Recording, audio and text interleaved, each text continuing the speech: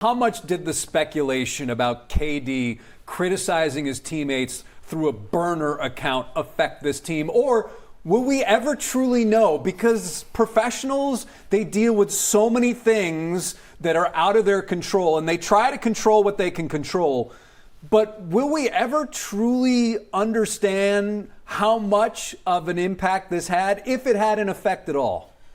Well, I think it's absolutely on the money to say it had some level of an impact, right? And I think that we are far beyond any idea of like playing the maybe he did, maybe he didn't game. Let's face it, guys, he did it. Like this is the reality of the situation. There's a lot of evidence to suggest that he did it, and even just looking at how the organization chose to handle it, right? Essentially sweeping it under the rug, saying, hey, we're handling it internally. The guys know what it is. Kevin Durant coming out and saying at Rockets of media availability, hey, I'm not here to talk about Twitter nonsense.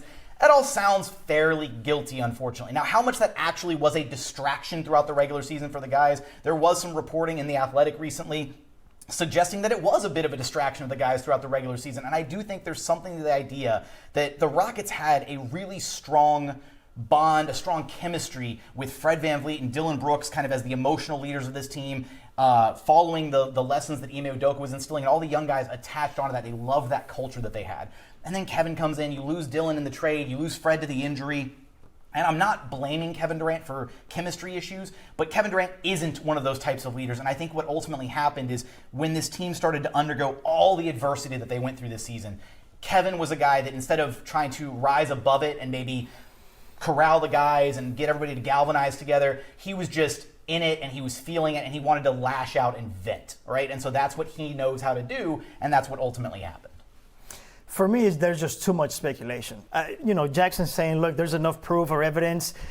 I don't think we're ever going to get a true answer. And now, the way that I look at it is, we saw Kevin Durant, Şengün, Jabari, all of them kind of embrace each other after this on the court. Hey, high fives, hugs, handshakes, all of this. Can you really fake that?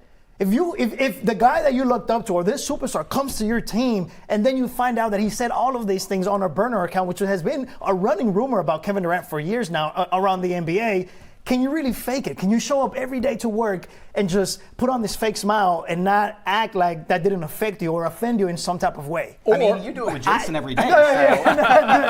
False, fake news.